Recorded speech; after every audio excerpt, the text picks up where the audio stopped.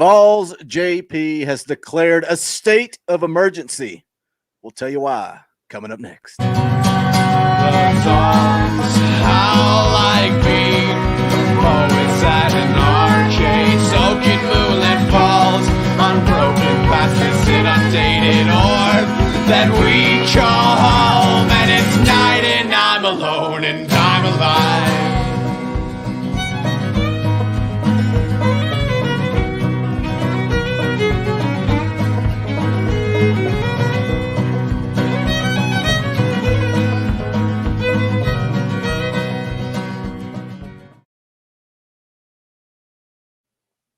Welcome to a special edition of Talkin VAWLS Live. We got all kinds of stuff planned for tonight.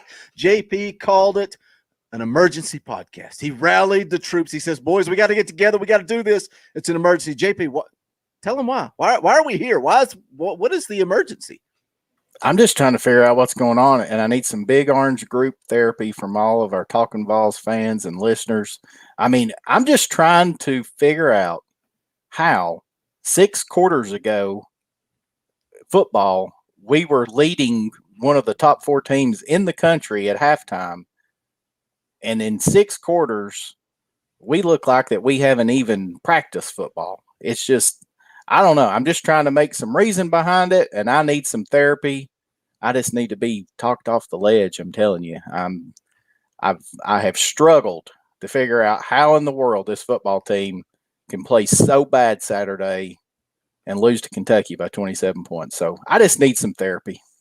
It definitely sounds like an emergency to me. So the bat signal went up. Dobber and myself answered the call. We've already got 50 people hanging out. Let me tell you guys something. First and foremost, I want to say this. I want to welcome all the new subscribers. We gained like 70 subscribers since Saturday, which is insane. It's insane. Like, you know, we constantly try to build subscribers, spread the word, grow the show. You guys help us do that. But 70 subscribers in a matter of like 48 hours is nuts. So welcome. We're glad that you're here. We're glad that you took that. You're taking this journey with us. You hit that subscribe button. Also, I want to say thanks for all the super chats and the love on Saturday. We got a lot of super chats, and that kind of plays it. You know, we're having fun saying it's an emergency podcast and all that stuff. But the reality is when you guys show up and show out and you drop, look, it's your hard-earned money, and you are basically tipping us and saying thank you for being here, thank you for doing Talkin VAWLS. So as a bonus, when you guys show up and show out and you support us, we're going to be here, and we're going to provide more content. If that continues, that super chat train continues, then maybe we'll do more Monday shows. But then lastly, this is a fan/listener call-in show. So we're gonna cover some stuff. We're gonna talk about it. Then we're gonna open it up to you. We're gonna put the link in the chat. We're gonna let you guys come on. You can either make a statement, ask a question. We'll address it. Then we'll get you out and bring the next person on. But it's gonna be a lot of fun. Again, if you're new here, do make sure you guys all hit that thumbs up. Subscribe to the channel. Join us Wednesday nights at 7 p.m. Eastern and every Saturday immediately following the game. We got a lot to unpack, a lot to get into, but first and foremost, I want to know what Dobber thought. He was unable to join us on Saturday, so give us your quick summary, what you saw, what you thought about Saturday's loss to Kentucky.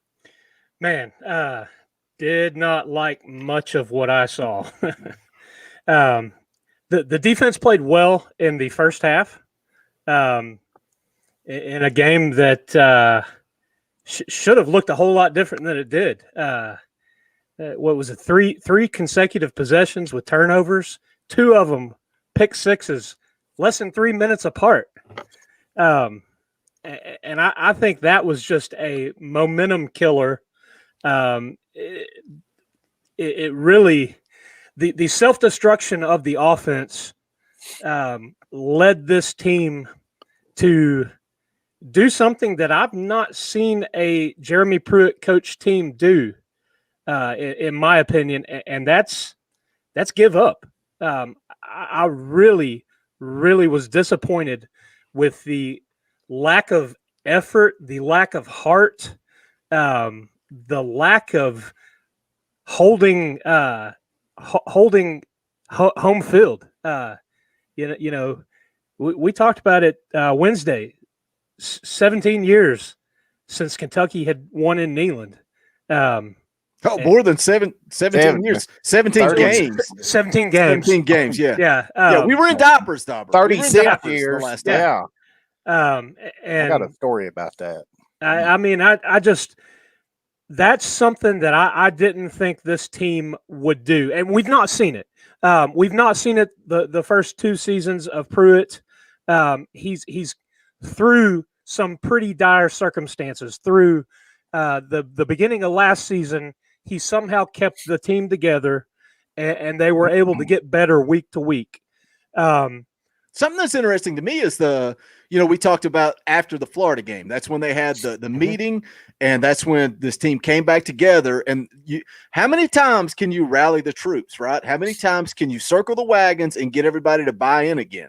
Well, that's after halftime of the Georgia game, this team has looked horrible. There is a lot of ugly stats that we could break down after halftime of the Georgia game. I forgot to welcome the chat. Chat, we're glad you're here. We're already up to 70 people watching live on a random Monday. And Troy, let me run down the chat who's here. Troy Lee Nugent is here. He said, was this planned or did I miss something Saturday? No, we decided to do this.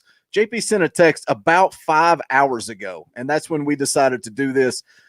So we apologize for not planning it better, but at the same time, it's extra content. It's free content.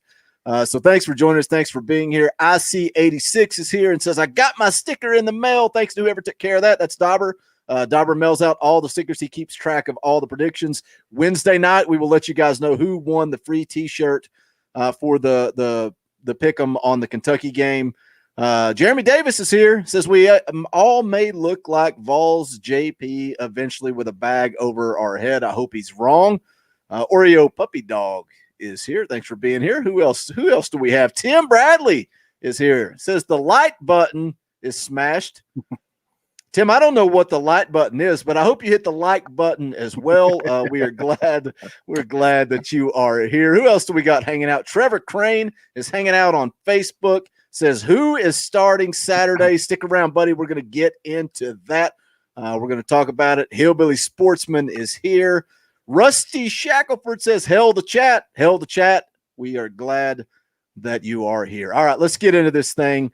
We got to talk about some news. Obviously, part of the emergency, the reason that we're doing this is the fact that Jeremy Pruitt decided I guess it was late Sunday night, close to midnight, maybe, that the news came out that he had fired the defensive line coach. Here, we'll let you guys hear what he said during today's press conference about that. Yesterday I decided to make a change at the D-line position. Coach Brumbaugh done a really nice job for us. He worked his tail off. Sometimes from a philosophical standpoint, things are just not a fit. And it just didn't work out for us, so I decided to do that, and I'm going to coach the defensive line for the rest of the season. If it's not working out, it's better just to do it right now. Me and Jimmy had a really good conversation, and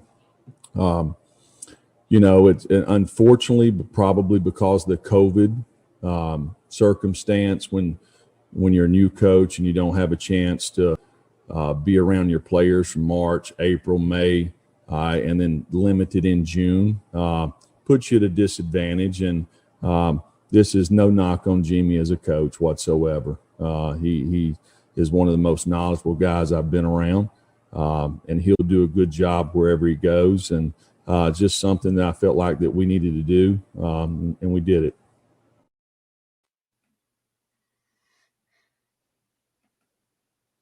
So, JP, what do you think about that? Defensive line coach gone. I know we talked about Chris Winkie. We talked about probably everything but the defensive line coach. What are your thoughts when you first heard the news? Yeah.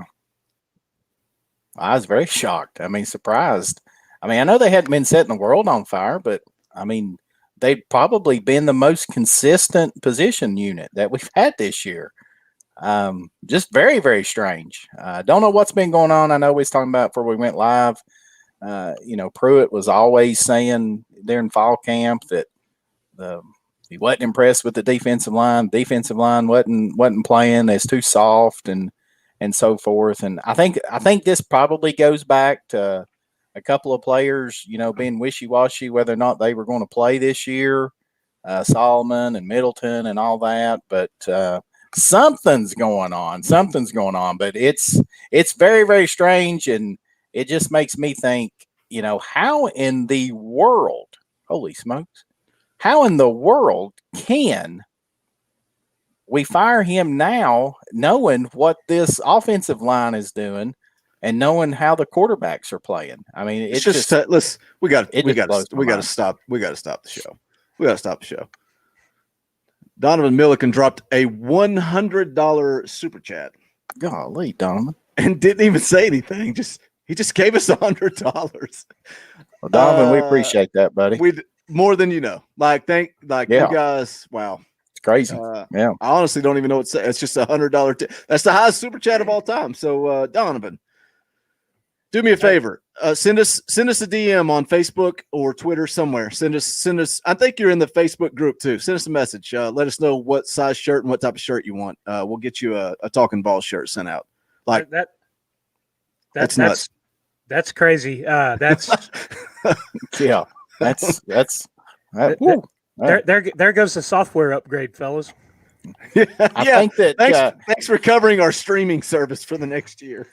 I think maybe that Donovan might be our insider. He may be a big booster down there. Donovan, you got anything?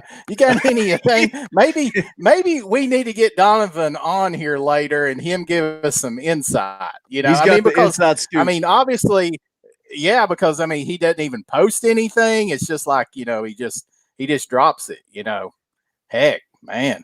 He don't even need to hear it. His voice doesn't need to be heard. He just wants to hand it over. Alan B says Donovan is a showstopper. Yeah. Thank you guys for the support. Wow. Yeah, we appreciate it. Like I said, the financial support Saturday was crazy enough. And Donovan just pretty much matched the entire show with that one super chat. But if you guys support us, it makes it easier. You know, it's hard to validate coming on here 3 days a week. I wish that we could, you know, and maybe that's the goal. Maybe we can get to that point so we could stream Monday with a call-in show, Wednesday a regular show, and Saturday post-game. But if you guys keep supporting this show financially, then we'll find a way to make it work. But where were we? Donovan the Booster. He needs to change his YouTube name to Donovan the Booster. Yeah, for sure. For sure. Eli McFarland, Talkin VAWLS is live on Monday. God really is real. He is real. He is real. I pray to him constantly after losses on Saturday and ask forgiveness of my sins. Where were we? Get us back on track, Dobber. What were we talking about? JP was in the middle of his reaction to Brumbaugh and that. I don't know. It just doesn't make any sense. And maybe there's more to it. I would like to think that there has to be something more to it than just the performance. Maybe he's done something, you know, what Pruitt say it was a philosophical difference and all that stuff. And he mentioned, you know, about needing to get their hands up more. And part of the reason why that they're having trouble defending the middle of the field is because that our defensive linemen aren't batting enough balls down. I don't really understand why that we're just letting the wide receiver release in front of us. That's what I don't understand. But anyway, just very odd. And that's part of this whole podcast is, you know, I want Jeremy Pruitt to succeed so bad down there. I like the guy. I think that his personality fits with Tennessee's fan base. He's just a old country boy.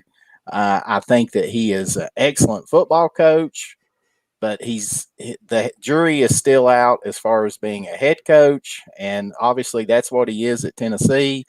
I think that he's proven that he's difficult to work with.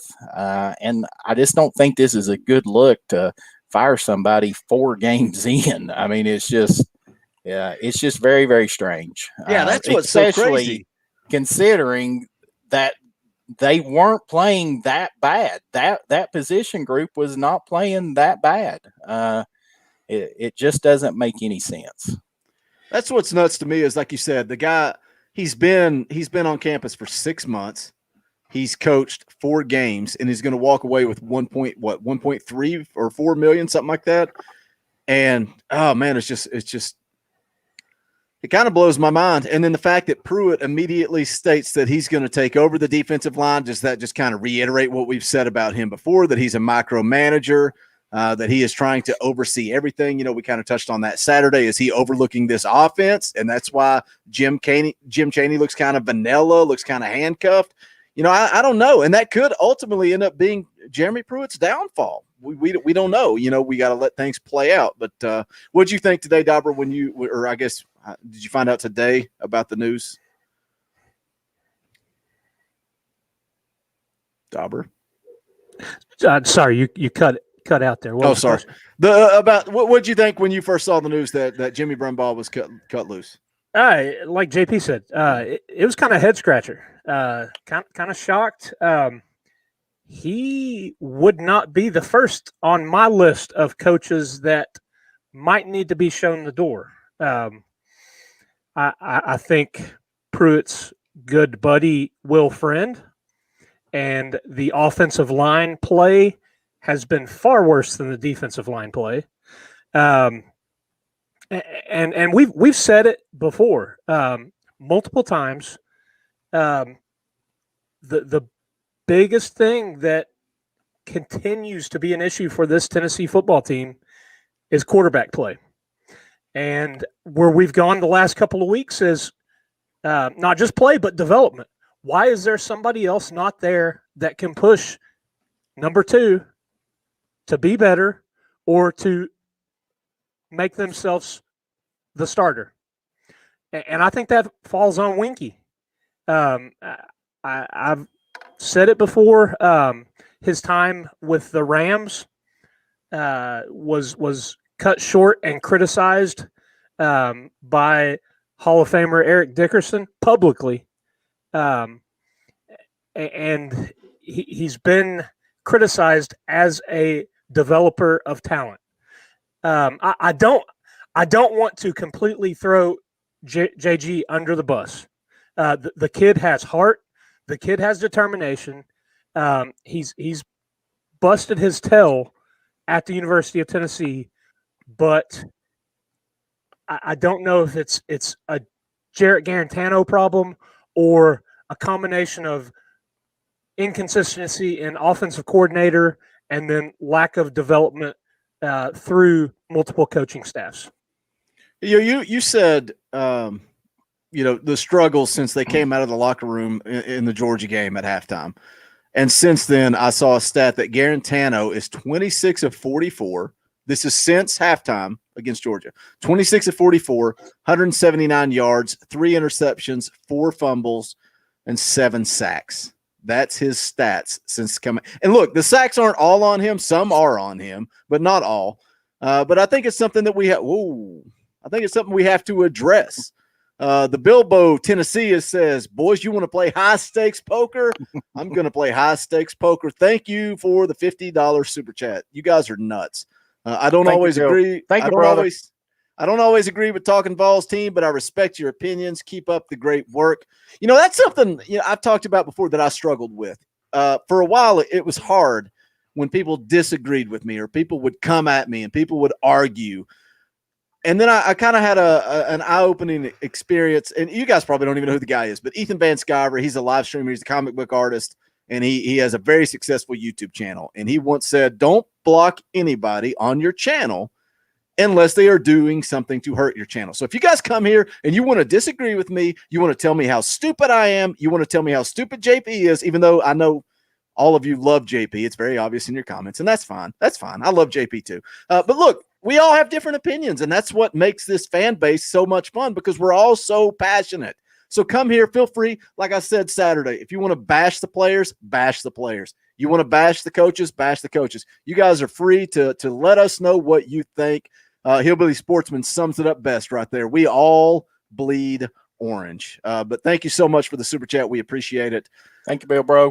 Going back to the whole quarterback thing, something that I want to play this. I want to play this because a lot of people are saying, who is the starting quarterback? The depth chart came out. Jarrett Garantano is the starter. And here's what Pruitt had to say about that this week.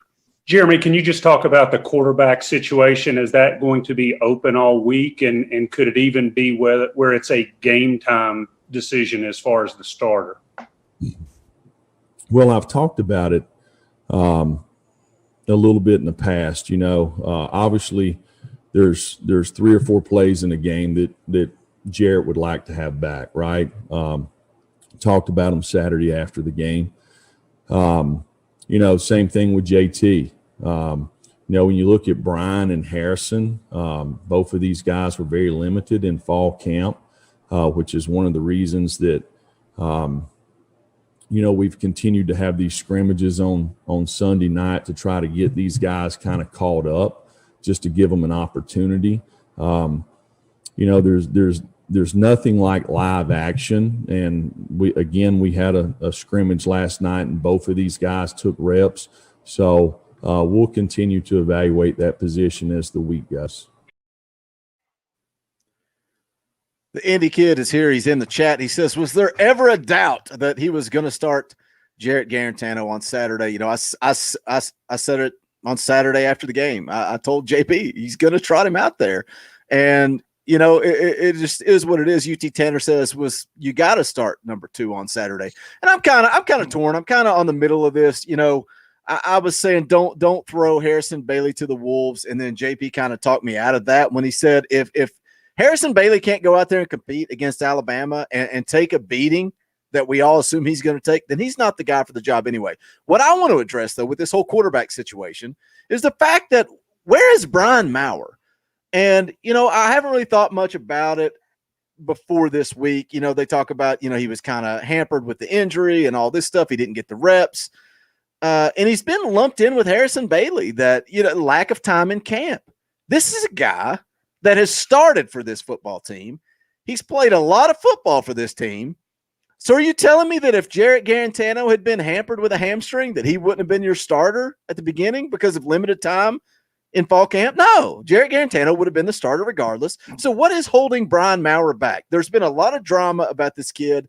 People saying he's transferring. He keeps coming out saying, no, I'm not bailing on my team. I'm here for the long haul. Dobber, do you think something's going on with Brian Maurer more than we know? Well, we know last year that he has struggled with some depression and some mental health issues. And that's one thing we all have to realize.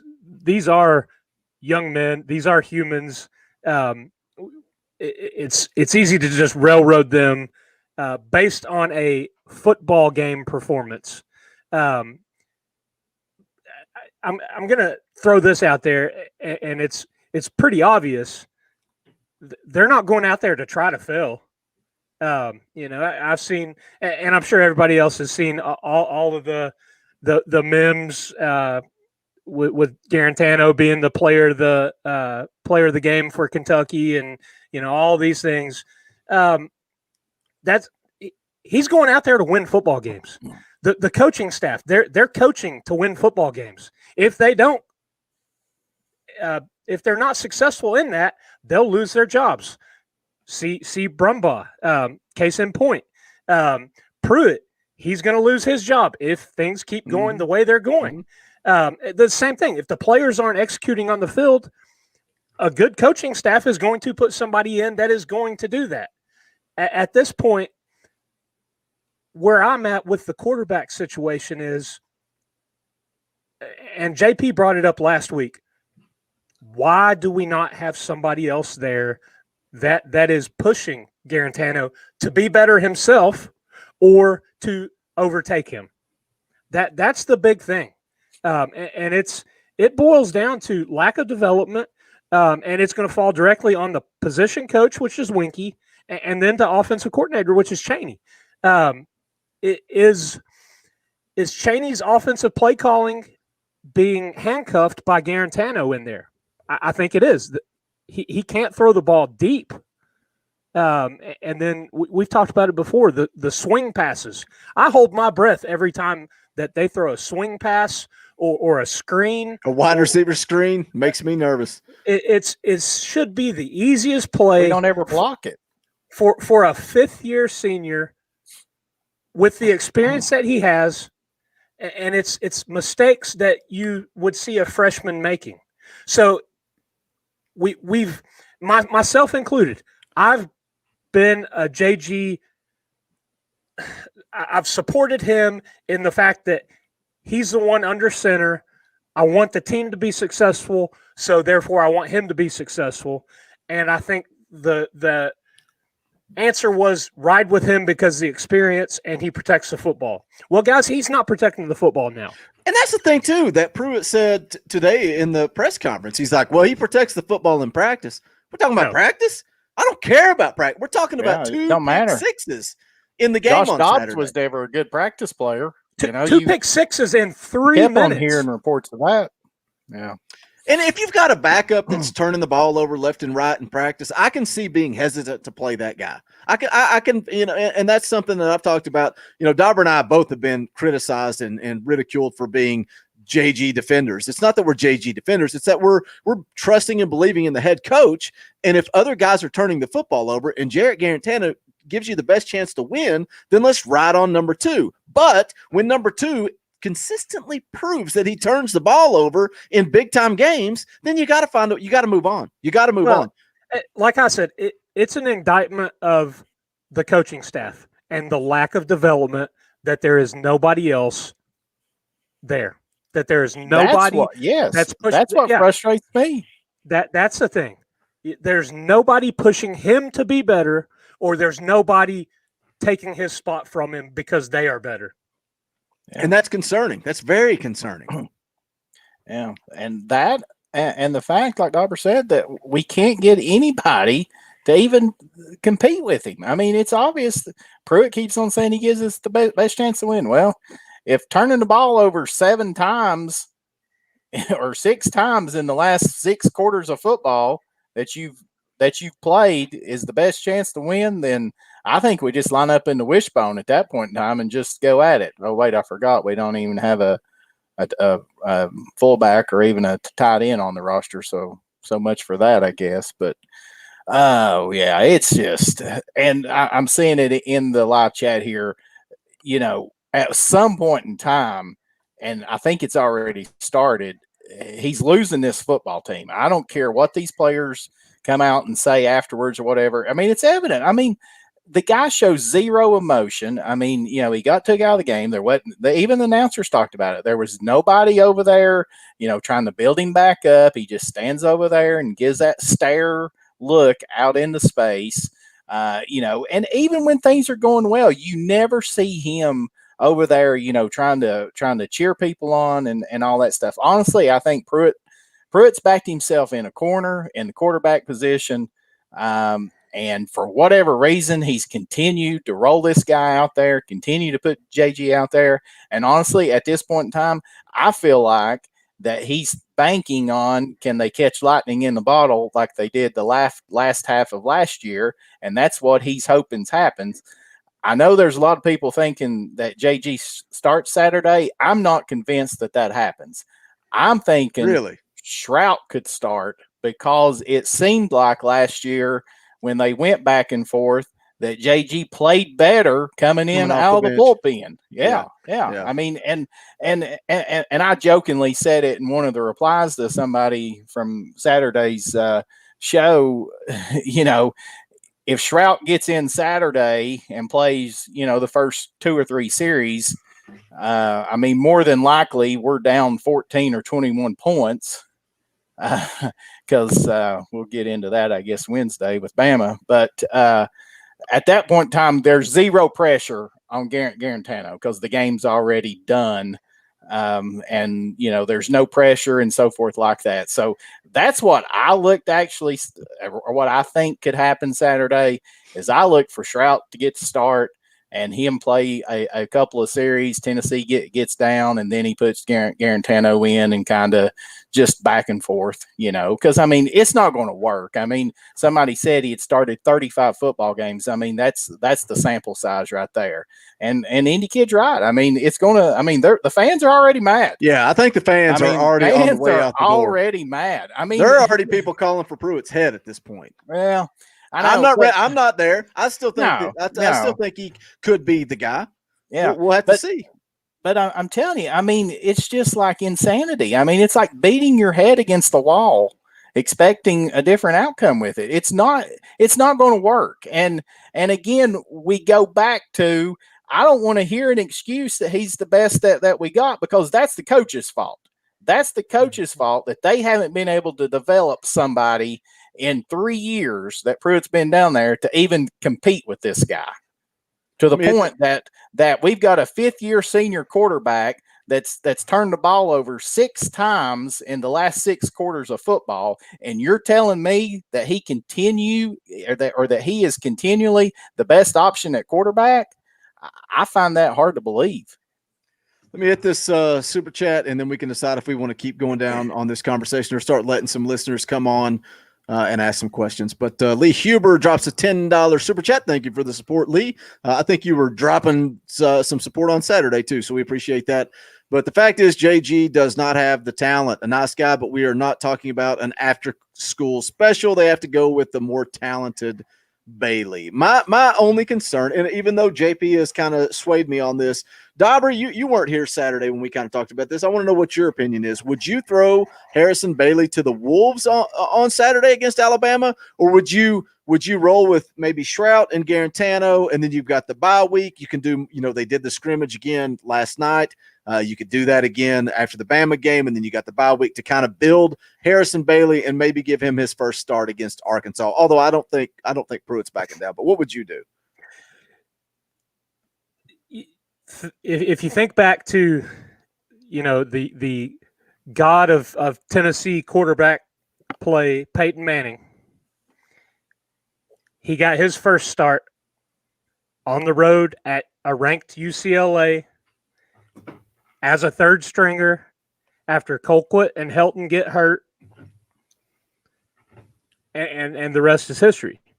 I think for Harrison Bailey, he's had a bit of a raw deal here with not having a spring practice, but one thing that Pruitt said, we got him in the game. We were limited with his playbook. How can you be limited with his playbook? Yeah, the kids weren't able to have practice on the field, but surely he had a playbook. That's something, and that kind of furthers my question of development. Have a Zoom meeting, run through the playbook, do some stuff. The kids should know some, more than 8 or 9 plays, because he said they were limited with what they could call with him in the game. But to the question, do you just throw him out there against Alabama? This isn't the same Alabama team from 3-4 years ago. You're not talking about a defense that's full of big nasties and first rounders and all that. Their offense is what's clicking for them right now. If Harrison Bailey doesn't have the chops to play against Alabama right now, what's going to say that he does next year or the year after? Indie kid with this that's on the screen right now. That's if you go back, and I said that to both Boogie and JP before we went live. His comment about Brumbaugh, and if something's not working, you need to take care of it right now.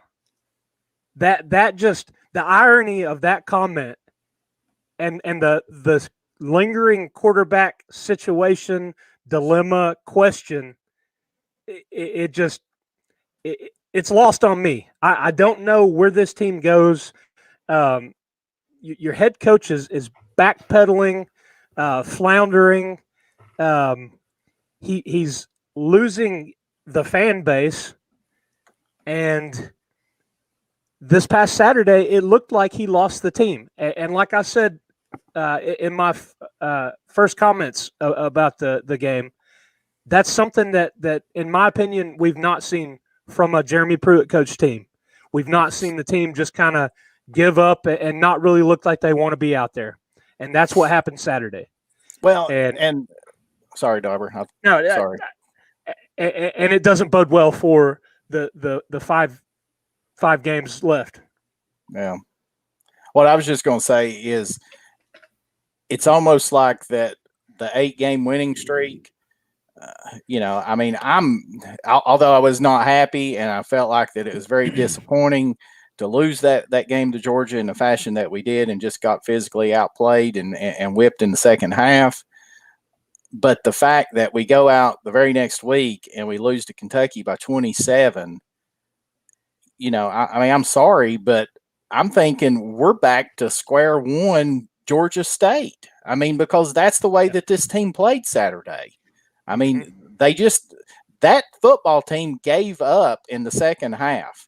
That first drive, when we went for it, I mean, when we punted on 4th and 1 and Kentucky got the ball back, the defense quit. And I mean, they just quit. They weren't even hustling in the second quarter when he threw both of those picks. I mean, the linebacker runs 85 yards for a touchdown and never even gets anybody even remotely close towards him. So yeah, it is. It's one step forward and 3 back, and that's what's concerning about it, because it's like, all of that equity that was built up and all of that excitement that was built up and thinking that this team was in the right direction. In 6 quarters, I mean, it has changed the outlook. And that's what I'm saying. I mean, I'm trying to talk myself, why in the world did we go from leading 21-17 in Athens to looking like that we don't even know what we're even doing 6 quarters later? I mean, and hopefully, like the old saying goes, it's never as bad as it looks, and it's never as, or whatever the old saying is, heckle and jive. I don't know. Jekyll and Hyde. Come on, JP. I know. I mean, I was making fun of myself, but y'all know what I'm saying. Whatever the old saying is, it's never as bad as it seems and as good as it looks, or whatever. So, I still think this is a pretty decent football team, that there's things there. But the leadership is what's going to bring this team back this second half of the season. And that's the real question that I have. I don't know who the leaders are on this football team. It's certainly not at the quarterback position. And I don't see anybody on defense that has the alpha in them like Daniel Batuli and Darrell Taylor. And there's definitely nobody on offense that has the dog in them like Juwan Jennings did. So, but somebody's going to have to step up. There's going to have to be a couple of leaders on this team that steps up if this football team wants to try to salvage this season. All right, let's go ahead and transition the show. We got some people dropping into the chat here, guys. If you missed it, I'm putting the link in the in the comment section of how you can come on the show. Here's how I want to spin this. This is how I want to do it. First off, we got 136 people watching on YouTube right now, and only 61 thumbs up. Do us a favor. Yeah, this is my gimmick. I'm beating it into the ground, but just go down, hit that thumbs up. It takes just 2 make seconds. Boogie happy. It makes me happy, and what it does is it shoots this show out all over YouTube. The analytics play into it, and more Tennessee fans will see this show if you just take 2 seconds and hit that thumbs up. If you guys don't, I'm gonna make Dobber yell at you like he did a couple of weeks ago. But we've got some people filing in here into the green room. A couple of them left. Troy Lee was here and he took off, and now he's gone. Troy Lee, where are you? Come back into the green room. The link to StreamYard is in the chat. Guys, click it. Come on. Here's how I want it to work. Look, ask a question, make a comment. You can hang out with us for a few minutes and just be a part of the show, and then we'll move on to the next person. Donovan Milligan says, more super chats. Give these guys more super chats. I won't argue. I agree with you, Donovan. Let's go ahead and add the innocent culprit to the show. Welcome. We're glad you're here. Question or comment? What do you got for us tonight? A little bit of both. I hope this evening finds all you gentlemen doing well tonight. Couple of questions, I guess, really. Your opinion, the biggest thing I'm scratching my head over is after the Garantano fumbles, against Kentucky, and after his showing against Georgia, what do you think Pruitt's train of thought was as far as leaving him in the game? And number 2 would be, what do you think Pruitt and the coaching staff's train of thought is with, this year being, what they call like a throwaway year? We're not going to really burn, Bailey's red shirt or whatever. Why not get him into the game earlier? What do y'all think the thought process behind that is? Because I've played a lot of football, and I've not seen in a long time a coach have blind faith in a quarterback like this. And the last time I saw it, I was playing for a 2-10 football team in Nashville. So I'll get off here and I'll listen to your response. Thank you, gentlemen. All right, thanks for coming on, Colbert. We appreciate the question. JP, you want to take that one first? What do you think? I guess to me, I mean, it's still maddening because I think that obviously that as far as, getting some other players, quarterbacks in there, I'm not sure why that we didn't have other players playing in the fourth quarter of the Missouri game. Not sure why that we kept putting JG out there against Georgia. And the fact of just keeping him in there, honestly, I have no idea. I mean, the only reasonable explanation, and he pretty much says it, is that they don't have anybody else prepared, which is a huge, huge red flag on this coaching staff. Right. I mean, that's the on you. only thing that that's the only logical thing that I can figure out. And he keeps blaming it on COVID and a lack of camp and all that stuff. But we're 4 games into the season.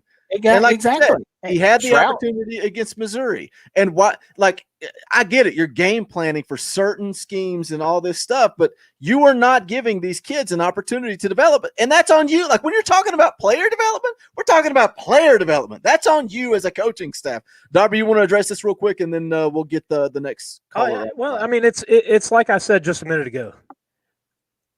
Yes, Harrison Bailey has been limited with in-game reps, scrimmage reps, all of that. But has he not had the daggum playbook? How does he not know the plays? Players play. If he's a player, put him out there, let him play. And Pruitt even said on the coaches show this week, he said that they had to call specific plays for Harrison Bailey when he came in because he didn't know the playbook. And like you just said, that's not COVID. That is not an excuse. He's had every opportunity to learn the playbook. So I don't know. Like I said, I think it falls on the coaches. Let's get Troy Lee on here. Troy Lee, welcome to the show. What do you got? You got a question, comment? What do you got for us tonight? I know that we have a problem, obviously with JG and all that. And I know Wes is a fan base, and I'm sick of it as well. But when do you think coach begins to listen to the fans, and could that on what to do, even though they know more than we do? When do you think that is negative, or if it's positive? He knows what they do in practice, and let's say JG, he in a sense does give us a better chance to win simply because of his knowledge of the playbook, even though he turns the ball over. But when do you begin to kind of listen to a fan base on that? Even when they're right, but we don't know more than the coaches do. Does that make sense? Personally, I think that if a coach starts listening to the fan base or making personnel changes based on the fan base, I think it's already way too late at that point in time, because they're grasping at straws at that point. Well, that, and you've got money that's leaving the program as far as donors and stuff like that goes. So I don't think that that's going to happen. No. I don't think that should, because that's why these coaches are getting paid the money that they get paid.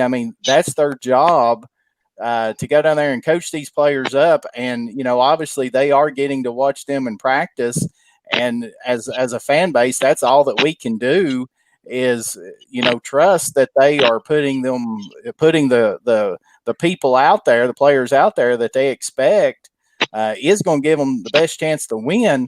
But with the JG issue is, my goodness, multiple chances, and he continues to wilt.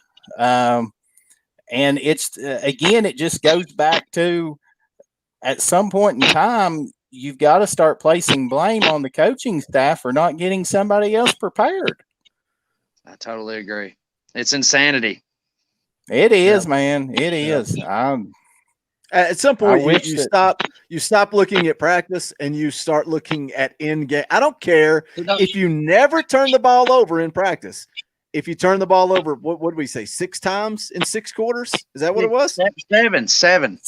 Yeah, counting Shrout's interception Saturday. Yeah. At what point does in-game footage become more valuable than practice? We're talking about practice.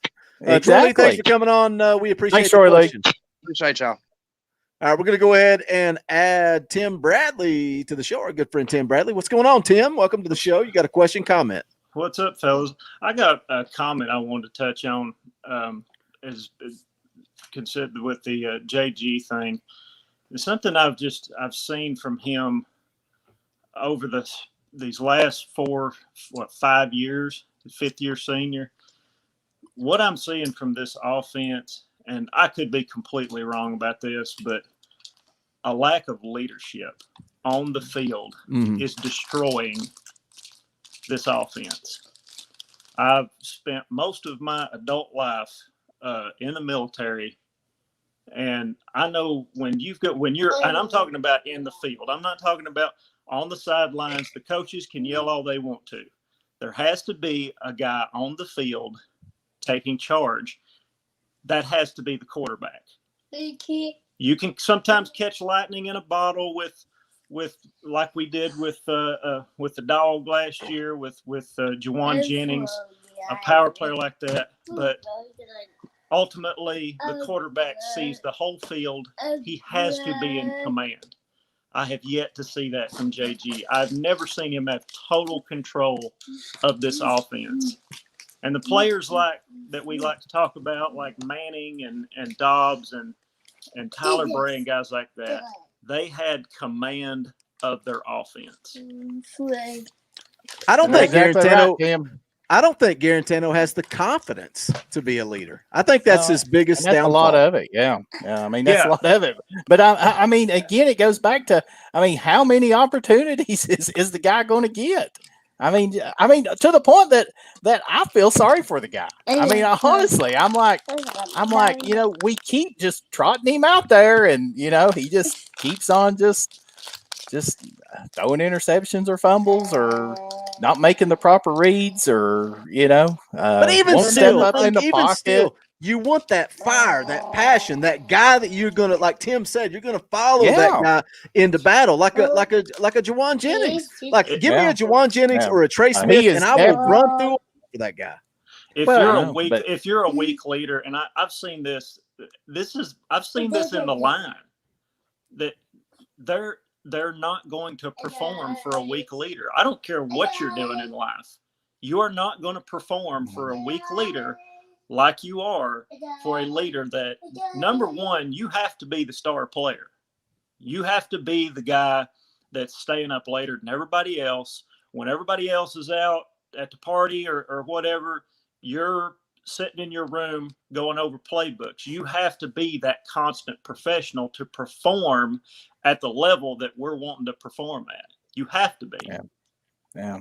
And, I think that's why that this fan base got excited about Maurer last year. Yes, I know his numbers weren't good, and obviously, he threw interceptions and fumbled and stuff. But I mean, you could just see the excitement that he brought to the field. I mean, it's something that Garantano has never had. He brought fire and energy. Yeah, fire and energy. Yes, I mean, he's just never, and that's the problem. I mean, he's a fifth-year senior. It's not going to change. So, try something else. Yes, he may be the best practice quarterback down there, but it's not producing when it counts. So try something else. I want to go back to – go ahead, Tim. And the thing about Harrison Bailey might not be that kid. He might not be that guy, but – when you throw him in, and I think, JP, I even texted you this during the game the other day. We looked at guys like Peyton and Dobbs. Both of those guys got thrown to the fire. And from what I remember, they crashed and burned their first time out, pretty much. I mean, it was a no contest. But Dobbs got thrown in against Alabama. Yeah. Yeah. Played pretty good, actually. But in that same breath, you look at Peyton Manning. What did he do 3 or 4 games later? He took control of that offense, and he had control of that offense for the rest of the time he was at that university. Because he had the mental toughness. Because he had, exactly. And he had that leadership quality. And it's like JP, sold me on it. So, like, I had a complete opposite and he opinion. had the confidence. Yeah. He had the and then confidence. JP kind of he spun me on it because if you're going to be the guy, then going in and getting throttled against Alabama ain't going to impact you. But Tim, thanks for coming on. We appreciate it. We're going to let you drop off. We're Appreciate your service, Tim. Appreciate you, buddy. Yeah, thanks for your service, buddy. Let me throw one thing out here on this. Go back, and I've brought this up before. Go back to the very first time that we saw Garantano in a Tennessee uniform, donning the orange and white at the Georgia Dome on the sidelines, sulking, whining about playtime. Oh yeah. Yeah, people are talking about that. They've been talking about it in the chat all night tonight. So it's one of those things, and I said it leading into this season. What do we need from him? We need him to step up and be a leader on the field, and that's what he has lacked. It's that fire, that drive, and we talked about it last year when Maurer came in. Yeah, he brought that swagger, he brought that attitude.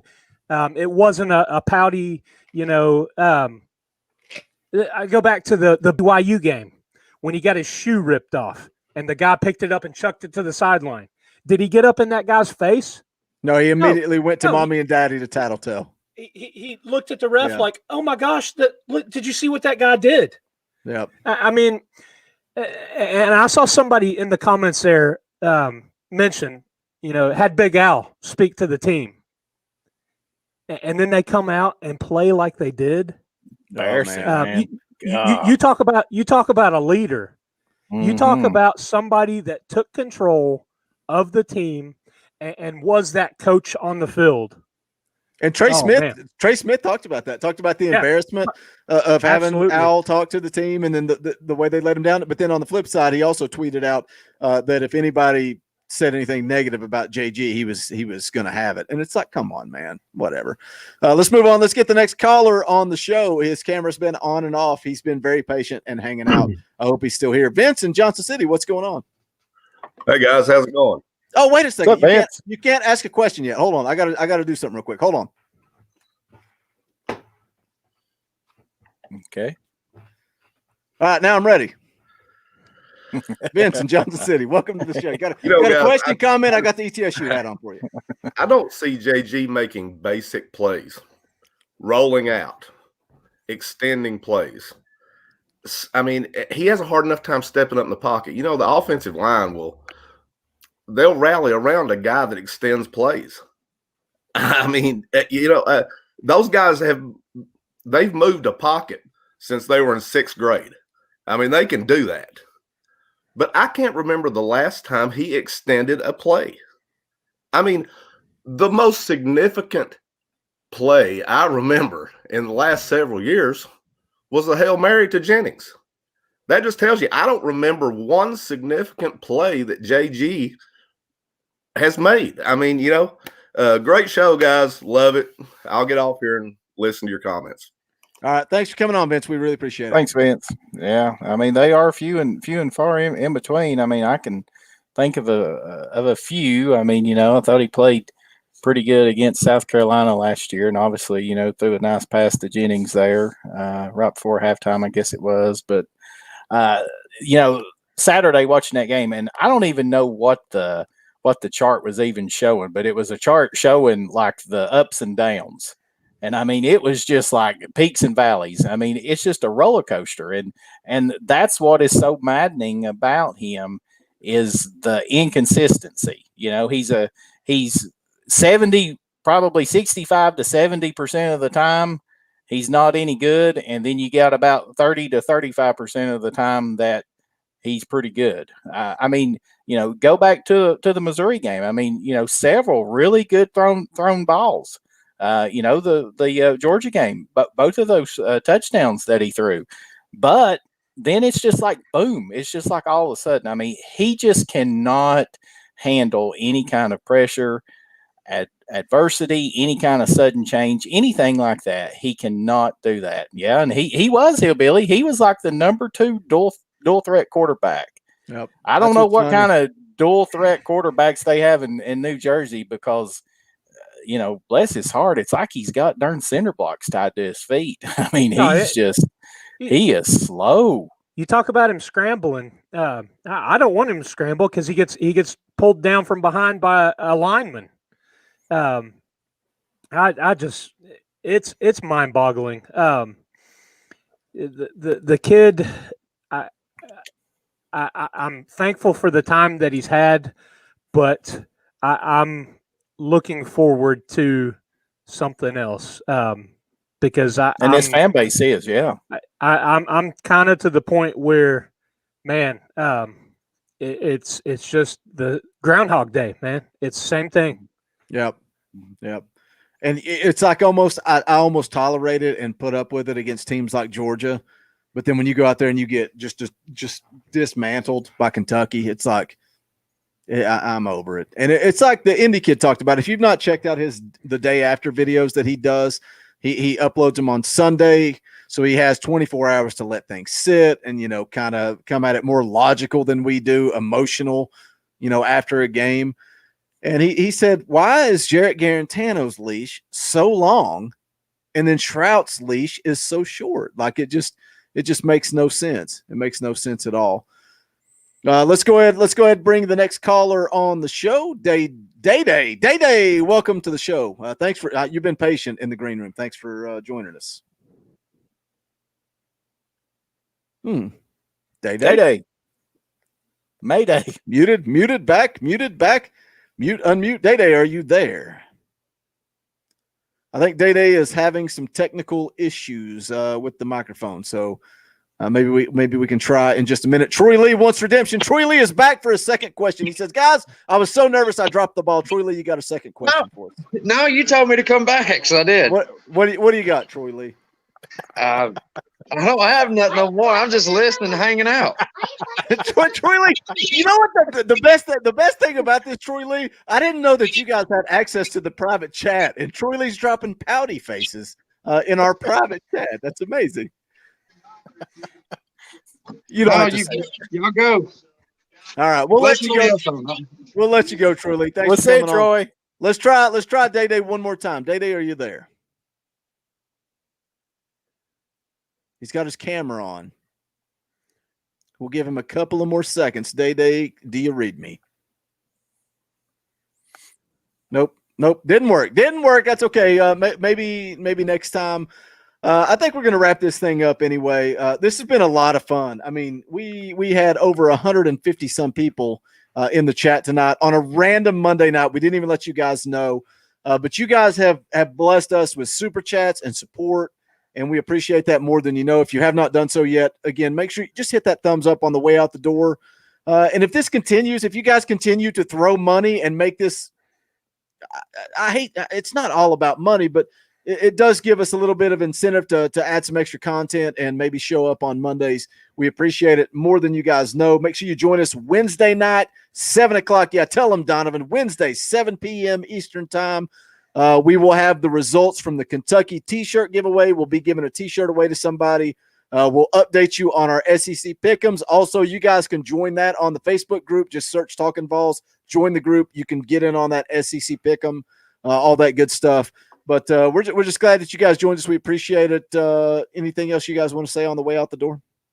I appreciate everybody coming out. That's crazy. We can get that many people in here on a Monday night. 5-hour notice. When we just decide to throw one together. So and that's tremendous.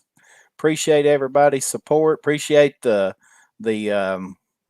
booster Donovan there for that, and the Bill Bro Tennessee brother. So certainly appreciate that. But appreciate everybody coming in, hanging out with us. That's what I said. I just needed some big orange group therapy. Still trying to just let it realize that we lost to Kentucky and Neyland first time since I was 6 years old. I mean, it's just hard to just accept. I mean, it really is, because those are the games growing up that it was expected win. I mean, yes, there were some close calls. I mean, I can remember over the years, even when Manning was quarterback, Kentucky and Vanderbilt and stuff like that would play Tennessee close, but you always had that confidence that Tennessee, the better team, was going to find a way to win, and they always did.